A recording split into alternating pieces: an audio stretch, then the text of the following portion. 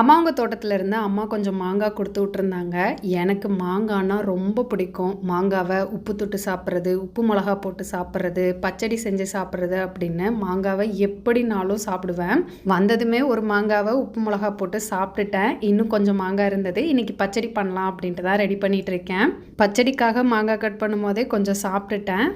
பேனில் கொஞ்சமாக எண்ணெய் ஊற்றிட்டு கடுகு கருவேப்பிலை தாளிச்சிட்டு கட் பண்ணி வச்சுருக்க மாங்காய் எல்லாத்தையும் போட்டு கொஞ்சமாக உப்பு ஆட் பண்ணிவிட்டு காரத்துக்கு ஏற்ப மிளகாப்பொடி ஆட் பண்ணியிருக்கேன். இது வீட்டில் அரைச்ச குழம்பு பொடி தான். மிளகாப்பொடி கூட நல்லா மிக்ஸ் பண்ணிவிட்டு ஸ்வீட்டுக்கு தகுந்த மாதிரி நாட்டு சக்கரை ஆட் பண்ணிக்கலாம். உங்கள் ஸ்வீட்டுக்கு தகுந்த மாதிரி நீங்கள் ஆட் பண்ணிக்கலாம். கொஞ்சமாக தண்ணி ஊற்றி இதை நல்லா வேக வச்சுக்கணும். நல்லா வெந்ததுக்கப்புறம் கொஞ்சம் நல்லா மசிச்சு விட்டுட்டு கொஞ்சம் முழுசாக இருக்க மாதிரி வச்சுருந்தோம்னா எடுத்து சாப்பிட்றதுக்கு நல்லாயிருக்கும். கொஞ்சம் காரமாக கொஞ்சம் ஸ்வீட்டாக சாப்பிட்றதுக்கு சூப்பராக இருக்கும். எனக்கு ரொம்ப ரொம்ப பிடிக்கும். யாருக்கு மாங்காய் பச்சடி ரொம்ப பிடிக்கும்னு கமெண்ட்ல சொல்லுங்க.